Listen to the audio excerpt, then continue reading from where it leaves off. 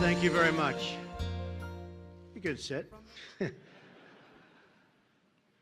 great to be with you. And I want to thank Chief Dagmar for the wonderful introduction and for your lifetime of distinguished service. A very special friend of mine. I'm thrilled to be here in the great state of Florida with the incredible men and women of law enforcement. On behalf of all Americans, I want to express our eternal gratitude for what you do every single day to protect our families, defend our streets, and take down criminals. And what you do is keep America safe, and nobody does it better than you. Thank you very much. Thank you.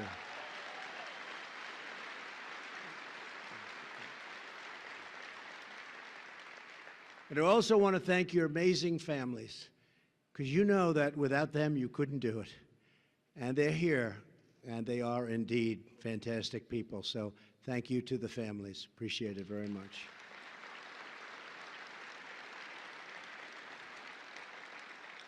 We are thrilled to be joined today by a true friend of law enforcement, Governor Rick Scott. And I will tell you that Rick has been incredible when it comes to law enforcement. Anytime you need funds from the federal government, he's on the phone. Mr. President, we need more funds. What's it for this time, Rick?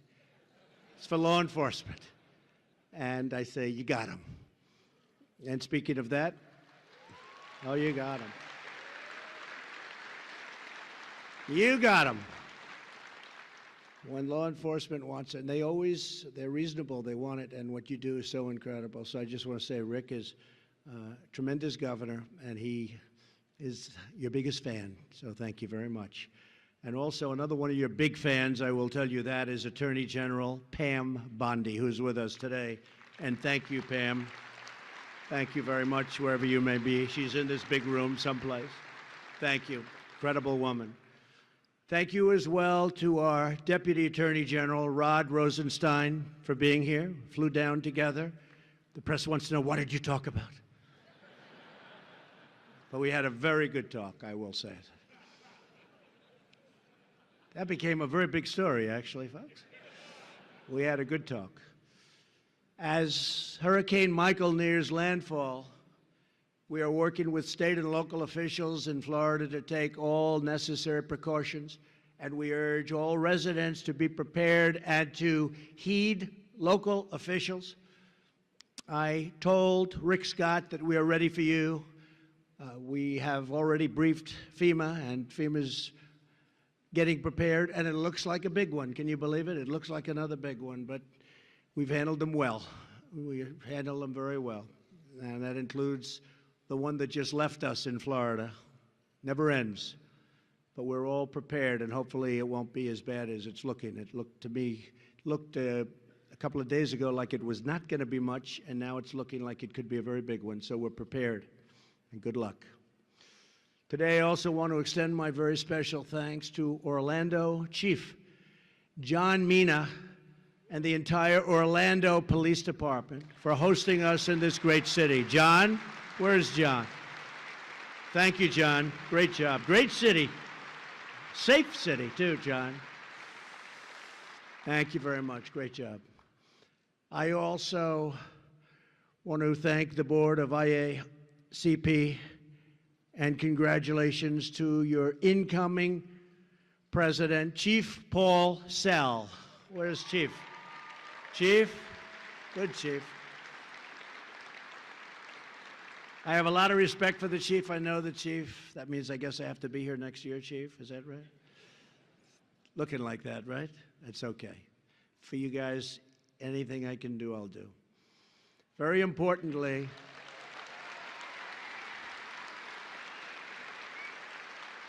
I want to recognize our law enforcement partners from around the world who have traveled here to share their experience and to strengthen the vital cooperation that we all practice together. We have great, great cooperation all over the world. We deeply value your friendship and your partnership, and thank you very much for being here. Thank you.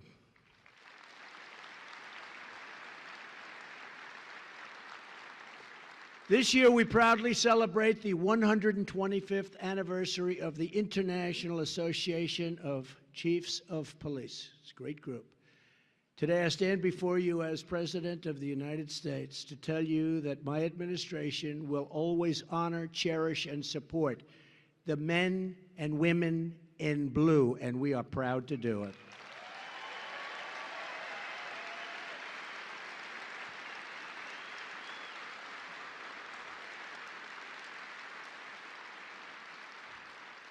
Working together, we have achieved extraordinary progress in the fight against violent crime.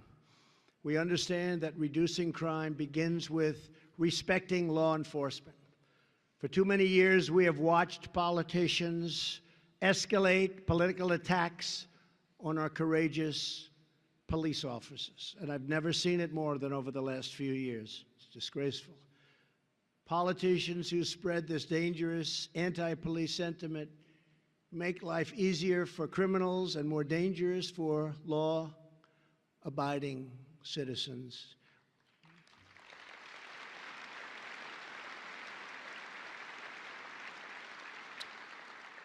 And they also make it more dangerous for police. And it must stop, and it must stop now.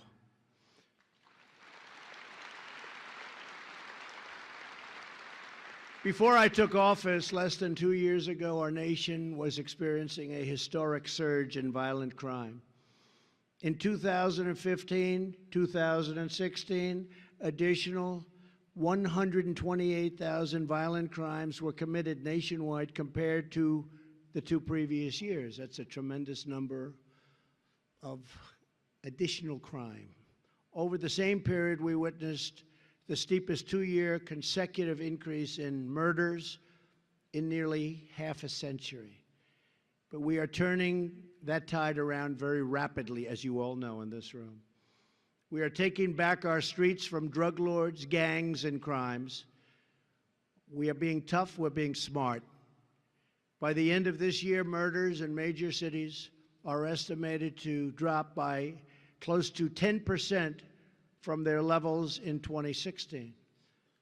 And I have directed the Attorney General's office to immediately go to the great city of Chicago to help straighten out the terrible shooting wave. Want to straighten it out fast. There's no reason for what's going on there.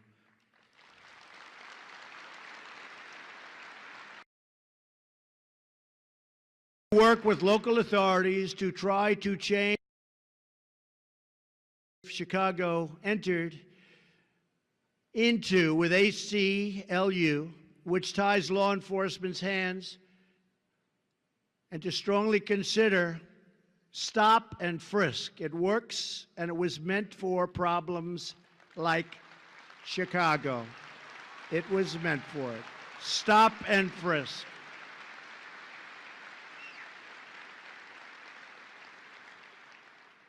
And Rudy Giuliani, when he was mayor of New York City, had a very strong program of stop and frisk, and it went from an unacceptably dangerous city to one of the safest cities in the country, and I think the safest big city in the country.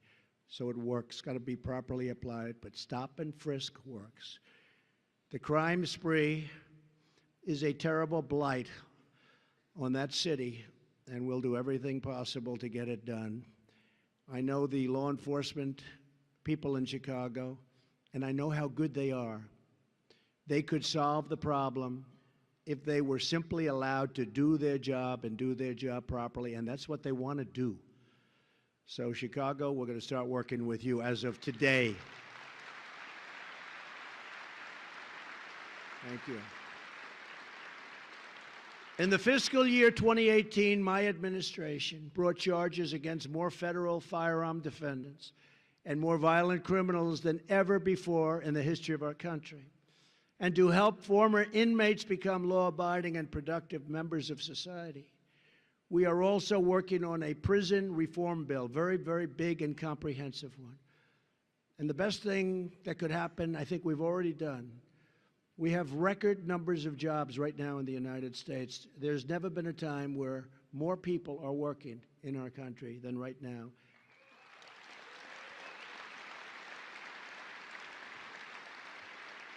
And our unemployment numbers in almost every category are at record lows. They are record lows. African American, best in history. Asian American, best in history.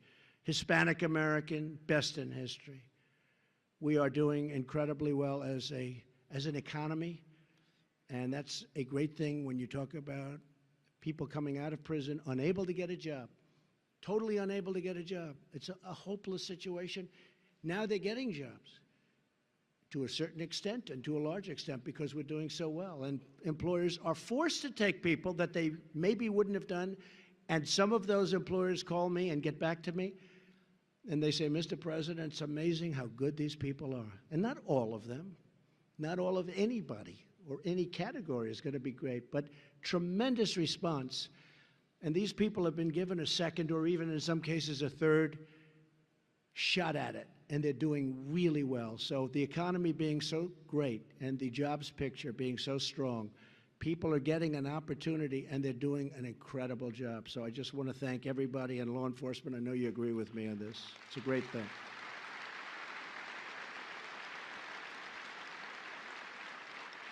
And in particular, I have to thank the IACP for working with us on this effort and for endorsing important prison reform legislation all over the country. And we're doing federal legislation, but all over the country. You folks have been fantastic. Every single day of my administration, we will stand for law, order, and justice. Just 2 days ago, the Senate confirmed a supremely qualified nominee who will be a faithful defender of the rule of law.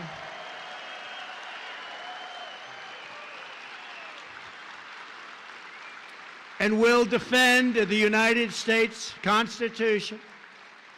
The newest Supreme Court Justice, Brett Kavanaugh.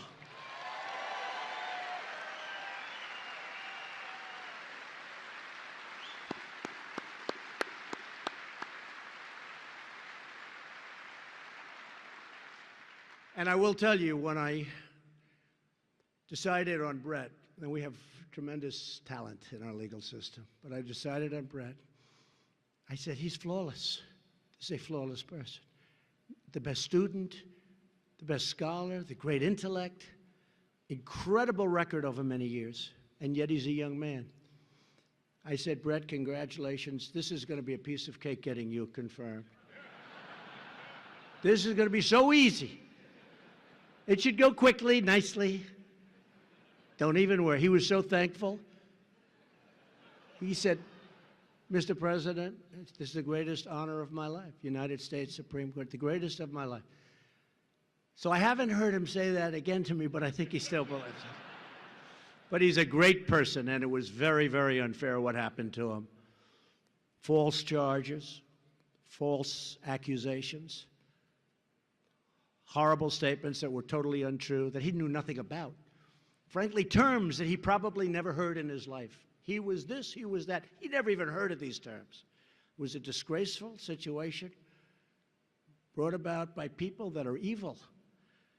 And he toughed it out. We all toughed it out together. And I have to thank the Republican senators that fought so hard for this, because it wasn't easy. And it was a great honor to be involved in this situation. A lot of people would have said, oh, let's give it up, let's go a different direction. We don't give up. You don't give up. We don't give up. Just don't do it. It's going to be a great Supreme Court justice. Watch. A great one. He will be a great one. We will perform the swearing in tonight at 7 p.m. at the White House. That's very exciting. So I leave here and I go home and I swear in a man who will be a truly great United States Supreme Court Justice. That's going to be my honor. Thank you.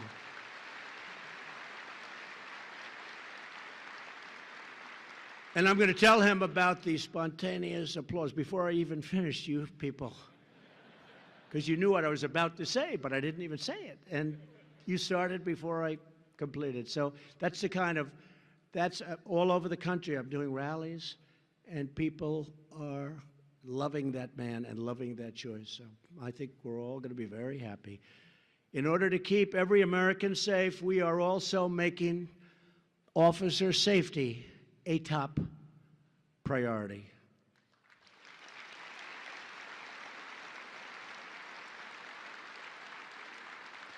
In 2016, an officer was assaulted in America on an average of every 9 minutes. Is this even believable? Last week, 7 officers were shot in Florence, South Carolina, incredible state. 1 was killed. Numerous were really badly injured. Our hearts break for the family of fallen officer Terrence Caraway. We pray for his loved ones and for the officers who are still recovering. When a police officer is assaulted or killed, it is a wound inflicted upon our entire nation. It is.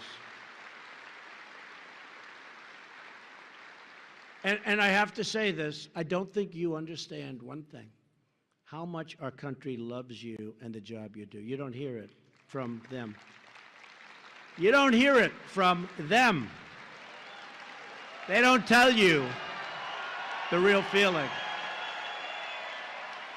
They don't tell you the true feeling, but I know the true feeling. I know the true feeling. You don't hear it from the media, but I can tell you, I know the feeling. And these people, the people of our country, love you. So I just want you to know it direct. Thank you. Thank you. Thank you. I love him too. He's just not my type. I'm sorry. He's not my type. Thank you. One of my very first actions as president was to direct my administration to take all necessary action to protect law enforcement from acts of violence against all of you. We believe that criminals who kill our police officers should immediately, with trial, but rapidly as possible, not 15 years later, 20 years later, get the death penalty.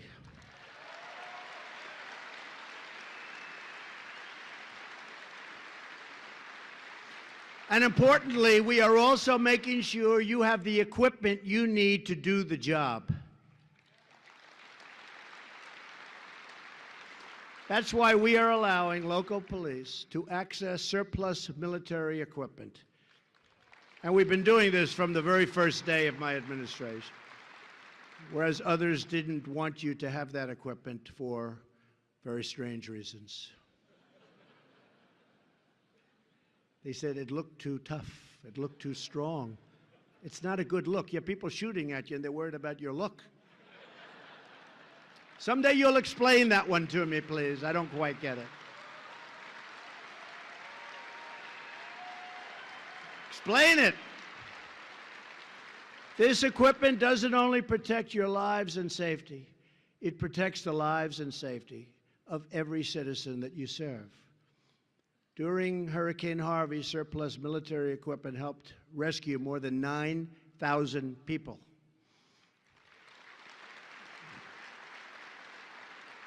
We are also taking unprecedented action to help our local police fight the worst drug epidemic in our history, the opioid crisis, which took nearly 50,000 American lives last year. We have secured the most funding in history to give you the tools and resources that you need to hunt down the traffickers, stop these poisonous drugs from coming into our country, and to save American lives. In fact, today I'm announcing another $42.4 million for the high-intensity drug trafficking areas program to attack this epidemic.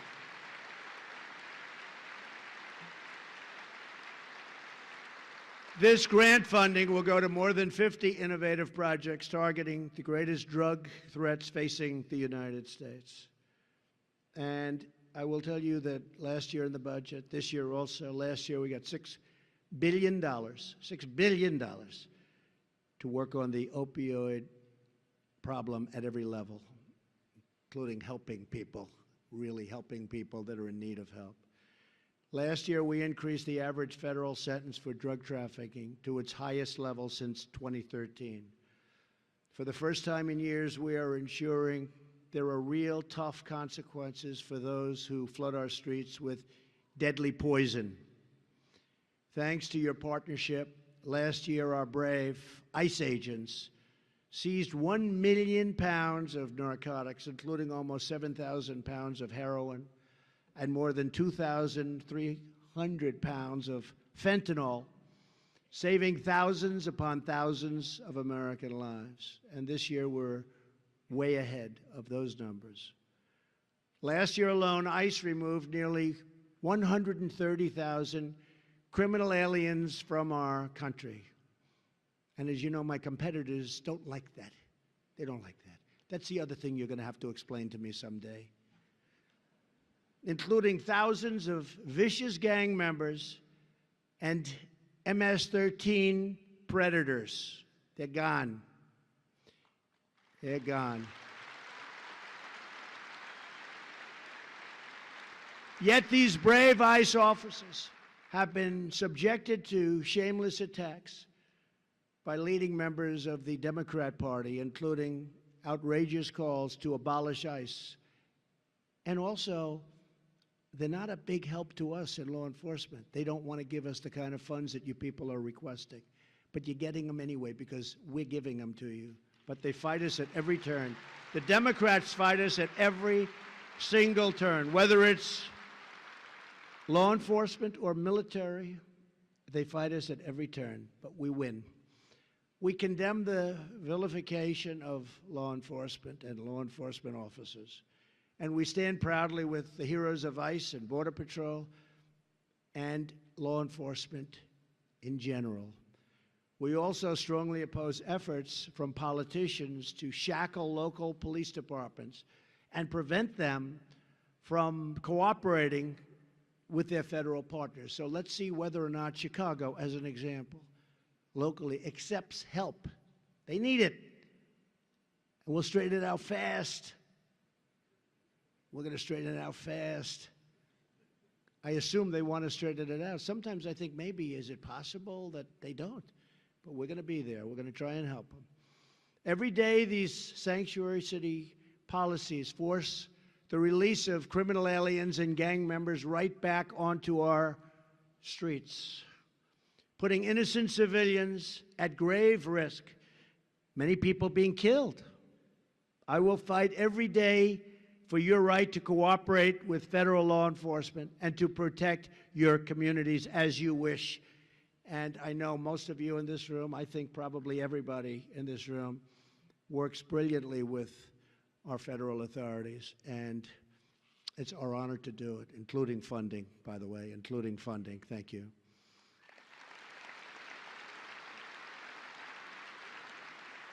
Last week, my administration also provided historic levels of funding to improve school safety.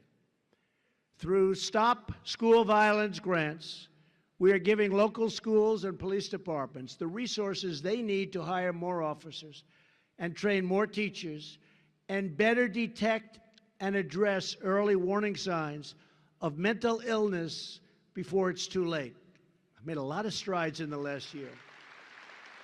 Heavy funding, but you've made a lot of strides. In every action we take, we are defending American safety and treasury.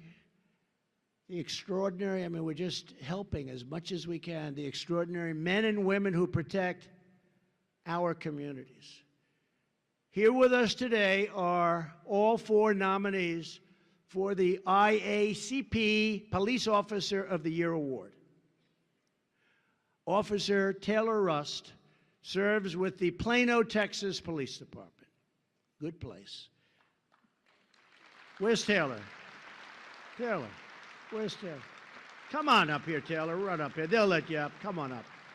We'll get all of them up. Come on.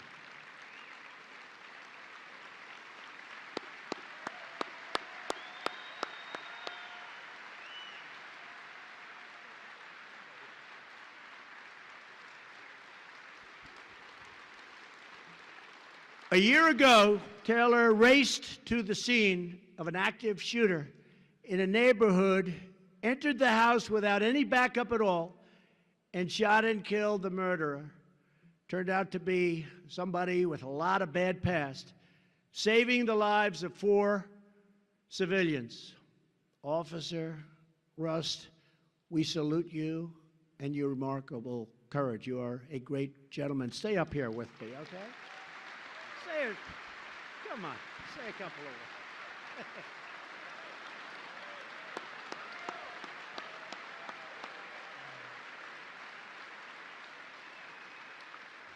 Thank you. Thank you. You'll have to forgive me. I'm much more comfortable in the situation Mr. President described than being up here. It's a tremendous honor for me to be here. I appreciate everything IACP has done for us. My family, my wife Amber is here. She's been a tremendous support as well through this whole thing.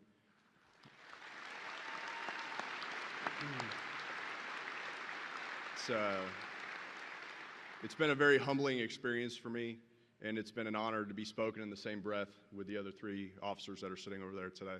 Thank you very much. Thank you, sir. Stay right here. Thank you, sir.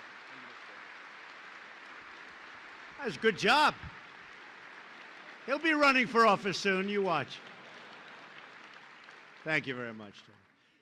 Last May, Officer Mark Dallas was on duty at Dixon High School in Illinois when he heard gunshots. Within, listen to this, 3 seconds, he was at the scene, right outside the auditorium where the entire senior class was gathered and was in a lot of trouble. The shooter fled and fired shots at him, but Officer Dallas chased him down before a single student was injured. Officer Dallas's son, Joshua, was one of the seniors inside of that auditorium. Afterwards, Joshua said, I wasn't scared for my life at all because I knew my dad would protect us. How good is that? Thank you. Officer Dallas, where are you? Officer Dallas, come on up here. That's pretty good. That's pretty good. So his son had a little confidence in him. That's not bad. That's beautiful. Beautiful. Thank you. Thank you. Public speaking's not my best, but I'm extremely nervous. Mr. President, I appreciate everything, the support you give us, and I'm honored to be here with the IACP, the other nominees. My son said he wasn't scared because Dad was out there. I was dad to 182 other kids in that gymnasium.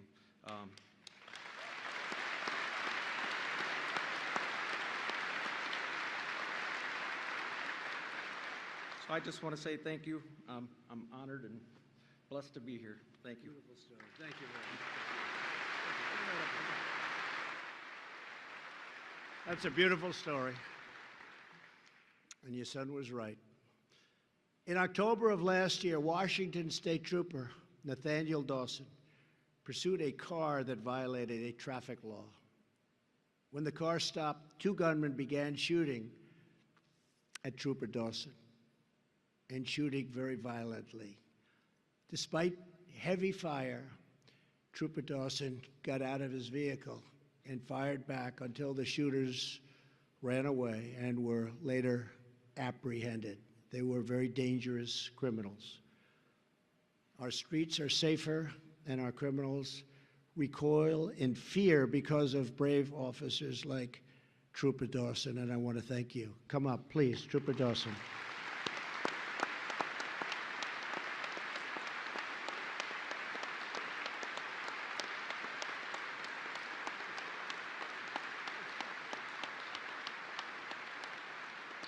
Wow, it's a great honor to be here tonight. Thank you all for coming, Mr. President. I think we all would say the same. We're just doing our job, and to be recognized is just extra. So thank you again.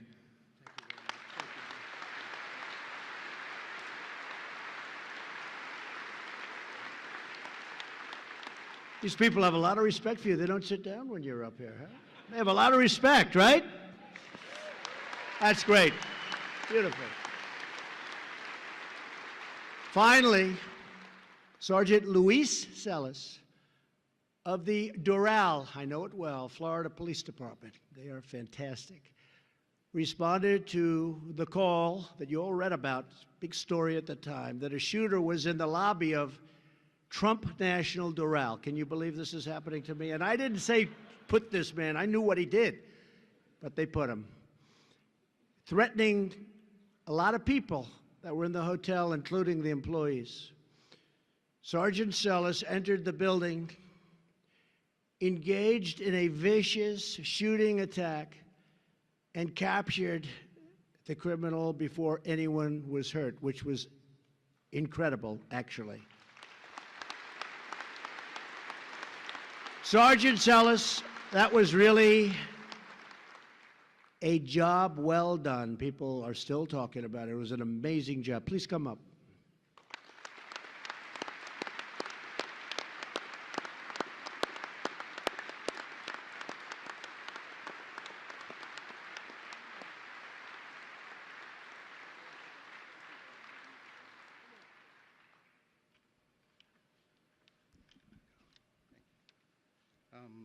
I guess it's a tough act to follow what the guy said over here. Thanks everybody for being here. My wife, Olga, and congratulations to everybody else.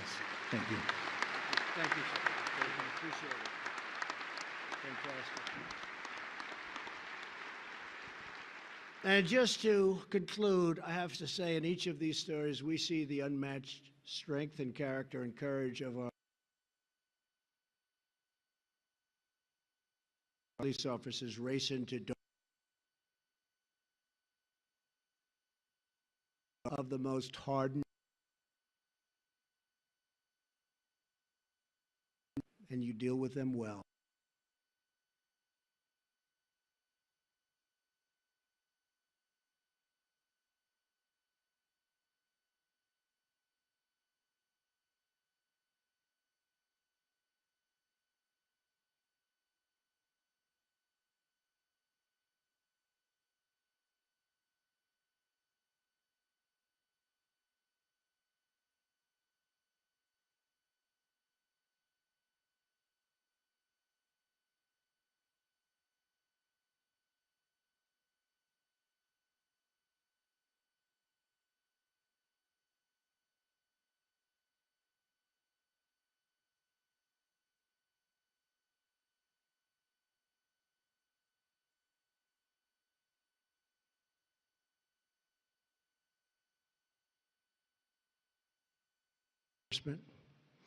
We thank you, we salute you, we honor you, and we promise you that we will always have your back, now and forever. We will have your back.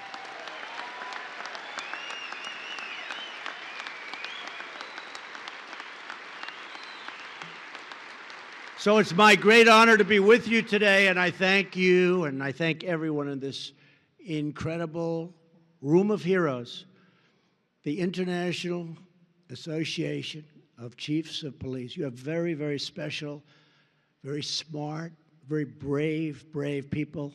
And on behalf of our incredible country, our country that's getting stronger and bigger and richer and just better, we're making it greater, and that's okay. It's greater. We're making it greater. I want to say God bless you, God bless your families, and God bless America. Thank you very much. Great honor. Thank you. Thank you.